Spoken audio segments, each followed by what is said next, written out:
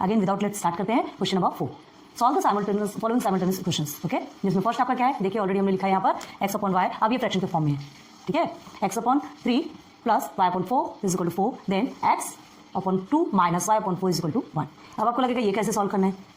हाँ, इसे आप अगर साइमल्टेनियस इक्वेशन के फॉर्म पे रखते हैं, 1 by 1 रखते हैं, तो क्या आप इसे सॉल्व कर पाएंगे क्या? नहीं, तो हमें इसके लिए हमें कोई दूसरी ट्रिक यूज करनी पड़ेगी। तो सबसे पहले तो इसे हम लिखते हैं solution x upon 3 plus y upon 4 is equal to 4, ठीक है। This is our first equation, clear है। Now second, x upon 2 minus y upon 4 is equal to 1, this is our second equation. ये हमारा लिखना कंपलसरी है, ये हमने लिख लिया। अब देखो हमें क्या करना है, ये जो डिनोमिनेटर के फॉर्म में है वो सबको भगाना है, हटाना है, ठीक है। सिंपल फॉर्म में लेके आना है, क्योंकि इक्वेशन तभी तो सॉल्व होगा जब हम सिंपल फॉर्म में लेके आएंगे। तो क्या कर सकते हैं, यहाँ माइनस है, यहाँ प्लस है, क्रॉस मल्टीप्लाई कर सकते हैं, तभी वो सिंपल होगा, ठीक है। तो क्रॉस मल्टीप्लाई करते हैं, तो देखिए कैसे करते हैं क्रॉस मल्टीप्लाई। पहले ये फर्स्ट का पहले लेते हैं, उसके बाद फिर ये सेकंड को देखेंगे, ठीक है। अभी आप सेकंड को छोड़ दीजिए, अभी हमने लिख लिया कि ये बोथ आर इक्वेशंस, ठीक है, लेकिन ये फर्स्ट और सेकंड है। अभी पहले करेंगे हम क्रॉस मल्टीप्लाई। तो देखो पहला, therefore x upon 3 plus y upon 4 is equal to 4 है, ठीक है। तो अगेन क्या होगा आपका, क्रॉस मल्टीप्लाई करेंगे तो ये आपका 4x हो गया प्लस 3y, ठीक है, 3y और ये 3 4 12, ऐसे ही होता है ना, ऐसे ही होता है 4, ठीक है। अब हमें क्या करना है, ये जो डिनोमिनेटर है, ठीक है, वो ट्रांसफर हो जाएगा, इक्वल के उधर चला जाएगा, तो क्या हो जाएगा, मल्टीप्लिकेशन पे चला जाएगा। तो चलिए, तो therefore 4x plus 3y is equal to 4 multiply by 12 या 12 मल्टीप्लाई बाई 4, आपको जो भी लिखना हो as you wish. Therefore 4x plus 3y is equal to 12 4 48 हो गया। ये बन गया आपका इक्वेशन नंबर 3, जिसको कि हम इजीली सॉल्व कर सकते हैं। अगेन हम लेंगे इक्वेशन नंबर 2 को। चलिए, नाउ क्या है आपका, x अपॉन 2 माइनस में y upon 4 is equal to 1, ठीक है। ये आपका सेकंड इक्वेशन था। तो इसमें क्या करेंगे, अगेन क्रॉस मल्टीप्लिकेशन करेंगे, तो 4x, therefore 4x minus 2y upon में 2 मल्टीप्लाई बाय 4 कितना होता है, 2 4 सा 8, ओके, ये हो गया 8 एंड हियर इज 1, 1 ही है ना, ऊपर में 1 है, ठीक है। अब देखिए ये 1 इधर ट्रांसफर होकर के किसके साथ चला जाएगा, 8 के साथ, ठीक है। ये 8 है, यहाँ आ जाएगा, क्यों आएगा, क्योंकि डिनोमिनेटर में, तो इधर किधर चला जाएगा, न्यूमरेटर में चला जाएगा, ओके। तो चलिए फिर से इधर देखते हैं, आपको करेंगे, therefore 4x minus 2y is equal to 1 multiply by 8 करेंगे तो आपका 8 ही आएगा। ये हो गया आपका equation number 4।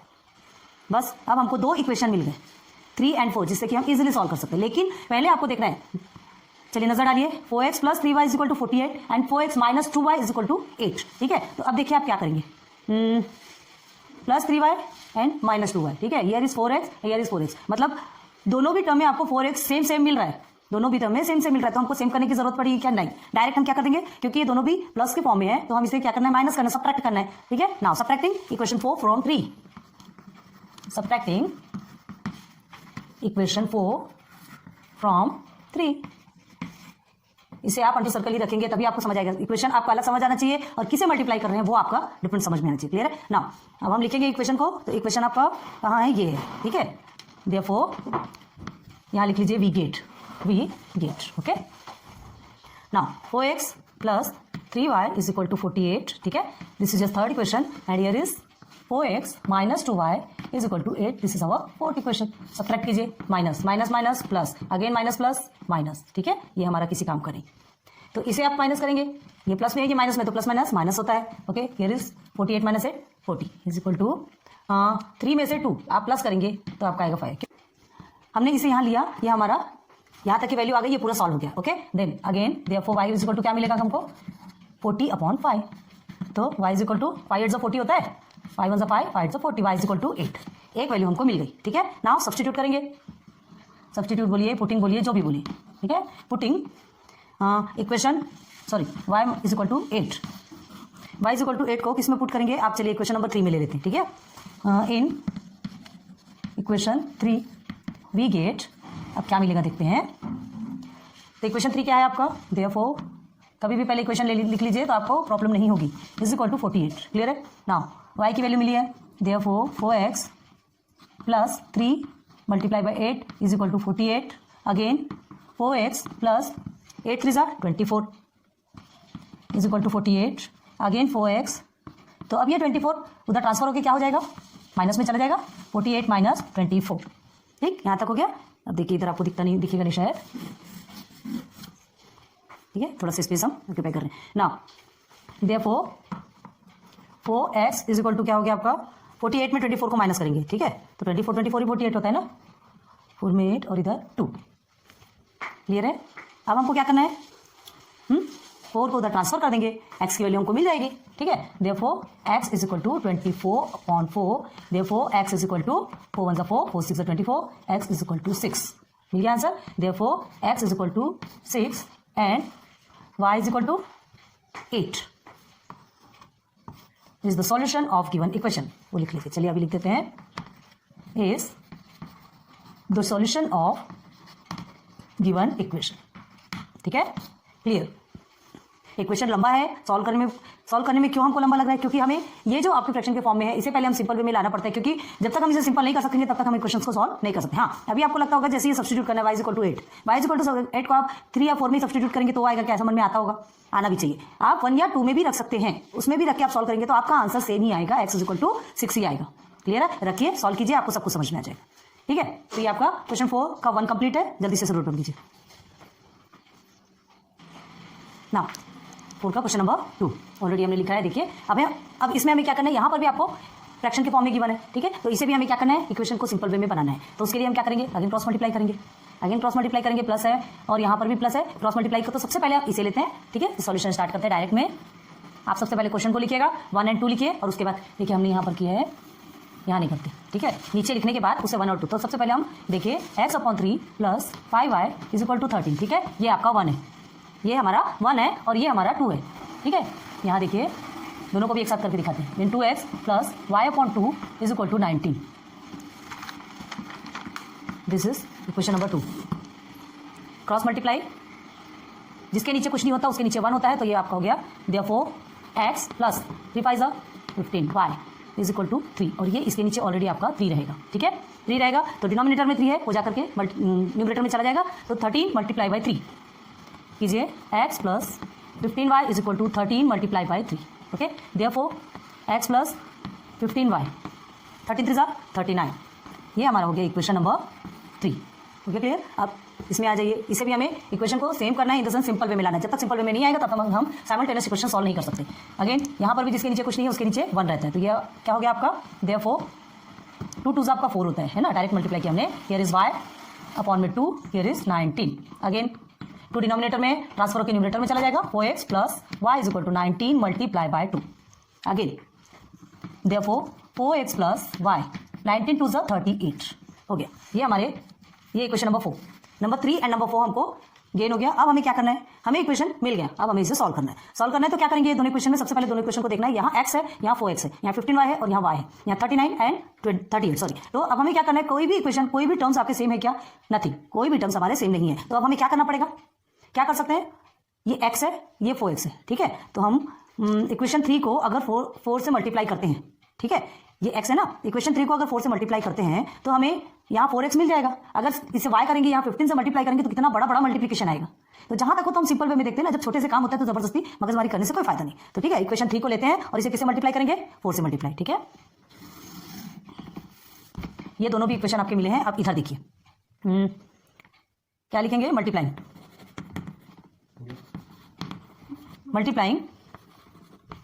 Equation 3 from 4 we get equation 3, this is your equation, therefore x + 15y = 39। ठीक है, 39 इसे हम किससे मल्टीप्लाई करना है, 4 से।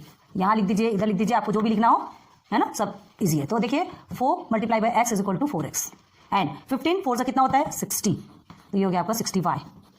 ये आपका 39 है, 39 से अगर 4 को मल्टीप्लाई करते हैं तो हमें मिलता है 156। तो ये हमारा कौन सा इक्वेशन बन गया, इक्वेशन नंबर 5। देखिए ये हमारा 1, here is 2, here is 3, here is 4 and here is new equation 5th। अब हमें किससे सॉल्व करना है, ये इक्वेशन 5 को लेना है, इक्वेशन 4 को लेना है। 3 को आप नहीं लेंगे क्योंकि इसी इक्वेशन से हमने न्यू फॉर्म किया है 5th इक्वेशन। तो ये 4 और 5 से हम चाहे सब्ट्रैक्ट करो चाहे ऐड करो। तो पहले हमें देखना पड़ेगा कि ऐड करने की सब्ट्रैक्ट करना है। ये 4x, जब हमने 4x टर्म को इक्वल किया तो हमको क्या करना पड़ेगा, दोनों भी एडिंग में है तो सब्ट्रैक्टिंग। ओके, नाउ सब्ट्रैक्टिंग, ठीक है, इक्वेशन 4 फ्रॉम 5। क्लियर है, ये 4 और ये 5 को लेना है। याद रखो ये हमने दोनों को साथ साथ में लिया। आपको कैसा करना है, सिस्टमेटिक लेना है। ठीक है, आपको पूरा सिस्टमेटिक लेना। हमने ये दोनों को साथ में निकाल के आपको समझाया कि कैसे निकलता है। चाहते तो हम इधर से निकाल सकते थे, एक हमने आपको वैसा समझाया, एक इस तरह से समझाया, दोनों भी एक साथ ही आपको निकाल के समझाया। इक्वेशन 1 है, इक्वेशन 2 है, इसको सॉल्व करके सिंपल में निकाल दिया, इसे सॉल्व करके सिंपल में निकाल दिया। दोनों का सिंपल हमें ये मिल गया 3 और 4। लेकिन हमको क्या करना है, टर्म को हमको सेम करना है। तो सेम करने के लिए हमको क्या करना पड़ता है, किसी एक से मल्टीप्लाई करना पड़ता है। कर लिया हमने 4 से मल्टीप्लाई, ठीक है, 4 से मल्टीप्लाई किया। अब हमको क्या करना है, सबट्रैक्ट करना है ना। तो दोनों भी इक्वेशन लिखेंगे। चलिए लिखिए यहाँ पर 4x plus 60y is equal to 156, ठीक है। एंड और कौन सा इक्वेशन है, इक्वेशन नंबर 5 ये है आपका। और equation number 4, 4x plus y is equal to 38 हो गया, ठीक है। ये हमारा कौन सा, ये इक्वेशन नंबर 5 है और ये इक्वेशन नंबर 4। अब इसे सिंप्लीफाई करना है। आपको नीचे दिख रहा कि नहीं?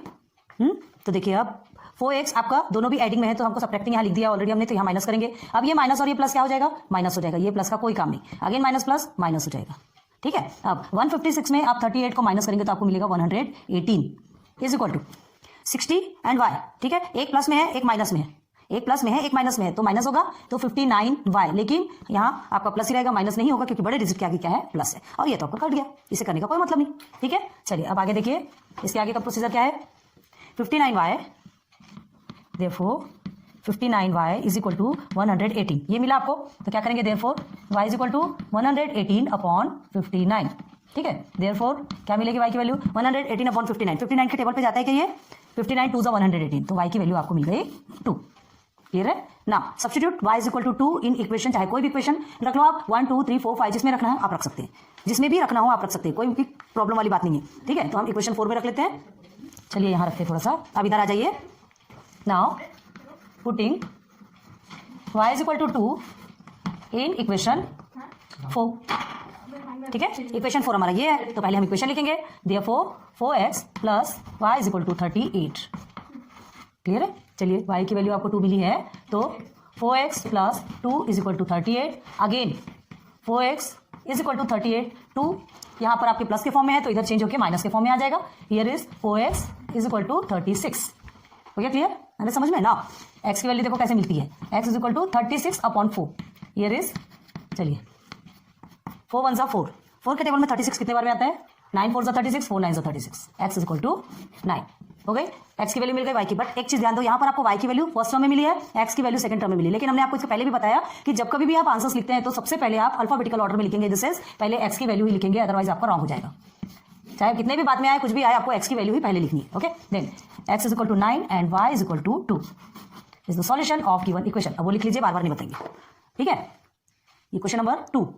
क्वेश्चन नंबर 4 का जो सब क्वेश्चन है, क्वेश्चन नंबर 1 भी कंप्लीट हो गया, ये 2 भी कंप्लीट हो गया, एक और बचा है, इसे नोट डाउन कीजिए पहले। Question number 3, 2 upon x is plus 3 upon y is equal to 13 and here is 5 upon x minus 4 upon y is equal to -2। अब ये भी हमारा फ्रैक्शन के फॉर्म में है, ठीक है, इसे भी हम सॉल्व नहीं कर सकते। लेकिन देखिए आप क्या करेंगे, अगर इसे सॉल्व करते हैं, चलिए क्रॉस मल्टीप्लिकेशन करके देख लीजिए। आप क्रॉस मल्टीप्लिकेशन करेंगे तो यहाँ पर आपका 2y आएगा प्लस आपका 3x आएगा। अब अपॉन में कीजिए तो आपको क्या मिलेगा, xy। सही है क्या, ये सही है, सही नहीं है। xy के फॉर्म में रहेगा तो ये तो डिस्टर्ब कर रहा है, ये मल्टीप्लिकेशन फॉर्म में आ रहा है। आप अगर इसे ट्रांसफर करके भी ले जाते हैं तो 13xy हो जाएगा। कहाँ से सॉल्व होता है ये इक्वेशन, कभी भी सॉल्व नहीं हो सकता, नहीं वो। तो हमको क्या करना है, ये हमारा फ्रैक्शन टोटल चेंज है, टोटल डिफरेंट टाइप वाला फ्रैक्शन है। इसके लिए हमें अज्यूम करना पड़ेगा। क्या अज्यूम करना पड़ेगा, देखिए सबसे पहले एक चीज ध्यान दो, ये आपका अगर हम ये 2πx है, ठीक है, अगर हम 1 upon x is equal to a assume कर लेते हैं, okay, 1 upon x is equal to a, मतलब ये 1 upon x की वैल्यू क्या है, a, ठीक। तो 2 upon x की वैल्यू हम क्या अज्यूम कर सकते हैं, 2a कर सकते हैं। 2 upon x हमारा 2a बन सकता है, और 1 upon y की वैल्यू को हम b अज्यूम कर सकते हैं। हमें बार बार बता रहे कि हमें जो इक्वेशन, जो सिंपल वे में जो हम इक्वेशन बनाएंगे तभी हम उसे सॉल्व कर सकते हैं। ये फ्रैक्शन के फॉर्म में हम कैसे सॉल्व करेंगे, इसे यहाँ क्या हमको ये इस x और y और इधर के x और y को क्या करना पड़ता है, हटाना पड़ता है, भगाना पड़ता है, तब कहीं जाकर के हम इसे इजिली सॉल्व कर पाते हैं। तो इजिली सॉल्व करने के लिए हमें यहाँ पर अज्यूम करना पड़ेगा, और इसे आपको बहुत ज्यादा ध्यान देना पड़ेगा, क्योंकि फर्स्ट टाइम तो आपको ये समझ में नहीं आएगा, लेकिन बताते हैं, ध्यान दीजिए। तो हम क्या कर सकते हैं, let 1 upon x is equal to हमने a अज्यूम किया, 1 upon y is equal to हमने b अज्यूम किया। क्लियर है। तो देखिए 1 upon x is equal to अगर हमने a अज्यूम किया तो 2x का 2a बनेगा, ठीक है। 1 upon y is equal to हमने b अज्यूम किया तो ये आपका 3b बनेगा, ठीक है। 1 upon y हमारा b है तो 3 upon y हमारा 3b बन गया। क्लियर है। तो 2a plus 3b is equal to 13। अब बना कि नहीं ये इक्वेशन, बना। अब इसे सॉल्व कर सकते हैं कि नहीं, कर सकते हैं। ओके, तो चलिए इसको अभी ध्यान नहीं देना, ये फिर 1/x कहाँ जाएगा, इसको अभी छोड़ दो, वो एंड में बताएंगे। इसका भी सॉल्यूशन, हमको ए और बी का सॉल्यूशन नहीं चाहिए, पता है हमको किसका सॉल्यूशन चाहिए, किसकी वैल्यू चाहिए, एक्स एंड वाई की। दोनों भाई दोनों एक साथ जाएंगे, हमें समझ में आ रहा है, लेकिन अभी उन चीजों को आपको लेकर के नहीं चलना है, हम ओनली अज्यूम करके चलेंगे। चलो नाउ लेट 1/x, ठीक है, 1/x इज या तो बी लिख लीजिए, B A, and 1/y B, क्या लिखेंगे, बी। हाँ, ये बी आपको कंफ्यूजन नहीं होना है, ये बी मतलब हमने इसे माना है, सपोज माना है, लेट लिया है, ठीक है, तो ये आपका बी, इसलिए कहते हैं इसे इन्वर्टेड कॉमा में रख लीजिएगा तो आपको डिस्टर्ब भी नहीं होगा। ये हो गया हमारा। अब क्या करेंगे फिर, देयरफॉर पहले फर्स्ट वाले को देखिए, ठीक है, 2/x इज इक्वल टू क्या हो जाएगा, 2a, ठीक है, and 3/y is equal to 3b। Similarly here, similarly लिख लीजिए तो आपके लिए भी प्रॉब्लम नहीं होगी। Similarly 5/x is equal to 5a, and क्या है वहां, 4/y is equal to 4b, ठीक। अब इसे हम इक्वेशन में बना सकते हैं। हाँ, ये देखिए यहाँ पर आपने लिया इज इक्वल टू 3, ये आपका इज इक्वल टू हो गया, और ये इज इक्वल टू -2। अब इसे सिंपल फॉर्म में पहले लिखेंगे, ठीक है। नाउ क्या है, 2a प्लस है कि माइनस है, प्लस, सिंबल जो है आपको एज इट इज लगाना है, आपको नहीं हटाना है, 3b इज इक्वल टू 13, ठीक। अब ये हमारा बना है फर्स्ट इक्वेशन। आप इसे फर्स्ट और सेकंड इक्वेशन चाहे तो मान सकते हैं, लेकिन कोई जरूरत नहीं है, अभी फिलहाल इसकी जरूरत नहीं है, हम यहाँ से स्टार्ट करते हैं, ठीक है। तो 2a plus 3b is equal to 13 हो गया। नाउ सेकंड इक्वेशन आपका क्या फॉर्म होगा, कहाँ है सेकंड इक्वेशन, ये है, ठीक है। तो यहाँ लिखेंगे 5a प्लस है कि minus 4b is equal to -2, ये हो गया आपका सेकंड इक्वेशन। क्लियर है। तो अब देखना है हमें, अब बहुत ध्यान दो, बस काम तो वही है, इक्वेशन बन गया, बस जैसे जैसे आपको हमने पहले सॉल्व करने बताया था, बस यहाँ से यहाँ तक की जो है वो ट्रिकी है, थोड़ा लेंदी क्वेश्चन है, टेंशन वाली बात नहीं है, लेंदी है, लेकिन थोड़ा सा इतने से पोर्शन को आपको बहुत ज्यादा समझना पड़ेगा। क्लियर है। तो ये इक्वेशन हमारा फॉर्म हो गया। अब हमको क्या करना है, एडिंग करना है कि सब्ट्रैक्टिंग करना है, क्या करना है आपको देखना है, ठीक है। तो कैसे एडिंग करेंगे, ना तो ऐड कर सकते हैं ना सब्ट्रैक्ट कर सकते, क्यों नहीं कर सकते, because not one terms are equal here, एक भी टर्म्स आपका इक्वल नहीं है। यहाँ 2, 5, 3, 4 कोएफिशिएंट देख लीजिए, कोई तो भी आपको सेम दिख रहा क्या, नहीं, तो हमको क्या करना पड़ेगा, टर्म सेम करना पड़ेगा। तो क्या कर सकें, ये 2 है, ये 5 है, ठीक है। अगर ये दोनों को सेम करना है तो ऊपर वाले इक्वेशन को 5 से मल्टीप्लाई करने का, नीचे वाले इक्वेशन को 2 से मल्टीप्लाई करना होगा। तो चलिए पहले वाले टर्म को सेम कर लेते हैं। नाउ मल्टीप्लाइंग इक्वेशन 1 बाय, किससे करेंगे, इक्वेशन 1 को 5 से, ओके, एंड इक्वेशन 2 बाय 2 से, ठीक है। वी गेट, ये स्टैंडर्ड फॉर्म है, वी गेट आप कंपल्सरी लिखिए, ठीक है। हमें क्या मिलता है, वो क्या फॉर्म हो रहा है वहाँ, यहाँ तो शो करना पड़ेगा ना। ये हो गया। चलिए आप मल्टीप्लाई करेंगे दोनों टर्म्स को, तो क्या होगा, फर्स्ट का आपका 5 मल्टीप्लाई बाय, सब ब्रैकेट के अंदर लिख दीजिए फिलहाल, इज इक्वल टू 13, ठीक है, and 2 multiply by 5a minus 4b is equal to -2। ये आपका फर्स्ट टर्म है और ये हमारा सेकंड टर्म है। चलिए अब हमारा आंसर क्या निकलेंगे, चलिए इधर आ जाइए ना। Therefore 5 to 10 a, here is a की मल्टीप्लाई नहीं होगा, हमें एक टर्म को सेम करना है, लेकिन अगर किसी एक नंबर से वो मल्टीप्लाई होता है तो पूरे इक्वेशन को साथ में लेकर के चलता है, पूरा इक्वेशन साथ में ही मल्टीप्लाई होता है, ठीक है। 2 के साथ मल्टीप्लाई होगा तो 3b के साथ में भी मल्टीप्लाई होगा, तो क्या हो जाएगा, 5 3 जा 15, 15b इज इक्वल टू 13 5 क्या होगा आपका 65। क्लियर। अब ये आपका क्या हो गया, इक्वेशन नंबर 3 बन गया हमारा, इक्वेशन 3 है ना। इक्वेशन 1 ये है, 2 है, तो इसे ही हमने क्या किया, इसमें ही हमने मल्टीप्लिकेशन किया, तो हमें इक्वेशन नंबर 3 मिल गया। नाउ इक्वेशन नंबर 2 को मल्टीप्लाई करना है, किससे, 2 से कर लीजिए। 2 5 अगेन 10 आएगा आपका, 10a हमने इक्वल करने के लिए तो किया ना, इक्वल करने के लिए किया ना। 2 4 जा 8, यहाँ आपका माइनस है कि प्लस है, माइनस है, सॉरी माइनस है, तो ये आपका हो गया 8b। अब इज इक्वल टू में क्या है, 2 एंड -2 तो -4, ये हमारा बन गया इक्वेशन नंबर 4। अब हमें क्या करना है, हमें देखना है, समझना है कि यहाँ ऐड होगा कि सब्ट्रैक्ट होगा।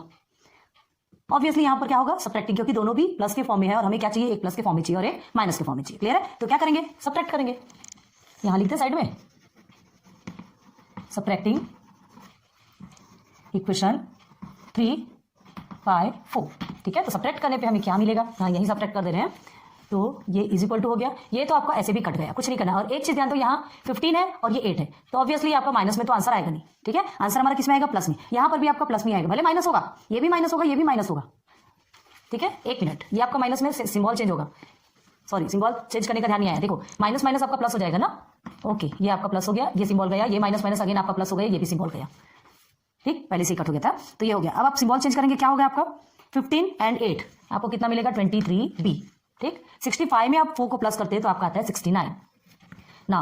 b इज इक्वल टू कितना हो गया, 69 अपॉन 23 कितना होता है, 23 के टेबल में 69 कितने बार में आएगा? 23 3 सा 69, ठीक है। तो therefore b is equal to 3।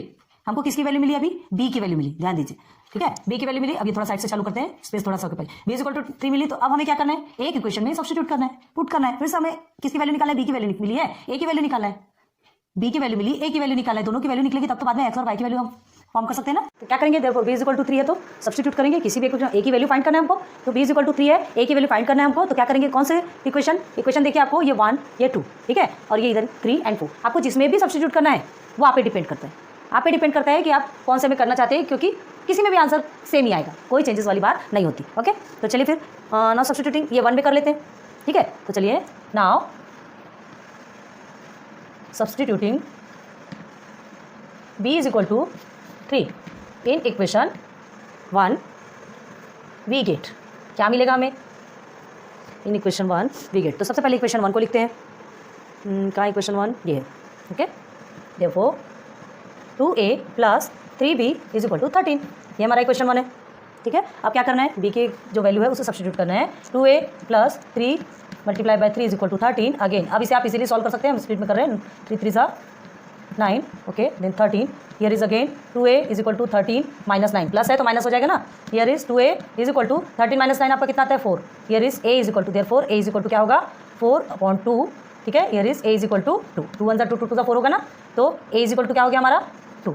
मिल गई a की वैल्यू, तो हमें यहाँ पर एक b की वैल्यू मिल गई, एक a की वैल्यू मिल गई, ठीक। हमें एक b की वैल्यू मिल गई और एक a की वैल्यू मिल गई, तो हमें अब क्या करना है? हो गया हमारा आंसर, आ गया क्या?